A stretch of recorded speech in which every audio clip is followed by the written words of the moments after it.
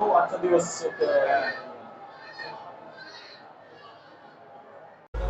चांगलं नियोजन आहे आणि कुठलाही अनुचित प्रकार घडलेला आहे.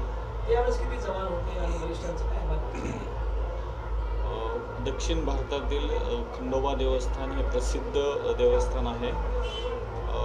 यात्रेकरू बाहेर राज्यातून बरेच प्रमाणात येतात. अंदाजे एक 7 ते 8 यात्रेकरू या ठिकाणी व्यापारी वगैरे आलेले आहेत.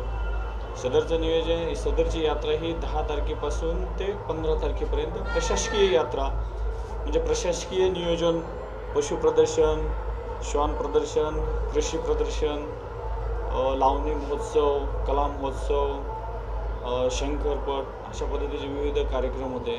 जिल्हा परिषद, पंचायत समिती, BDO साहेब, शिव मॅडम तसेच पोलीस अधीक्षक श्रीकृष्ण कोकाटे साहेब यांच्या मार्गदर्शनाखाली योग्य तो पोलीस बंदोबस्त, पुरेसा असा बंदोबस्त दिलेला होता.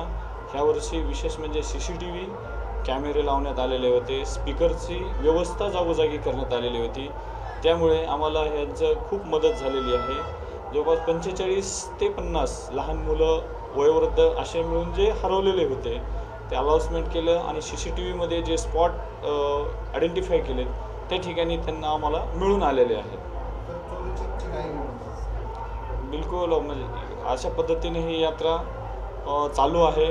आणखीन आता सध्या उद्यापासून थोडं यात्रेचं प्रमाण किंवा यात्रेकरू रिटर्निंग क्राऊड म्हणजे रिटर्न जाण्याच्या ह्याच्यामध्ये राहत असतात. सर, या यात्रेचं वैशिष्ट्य असं होतं की पोलीस प्रशासनाने उत्तम अशी कामगिरी केलेली आहे. त्यातून कौतुक सर्व स्तरातून होत आहे. त्याबद्दल काय म्हणा? नाही, असं काही नाही. सर्वांचा त्यामध्ये सहभाग असतो.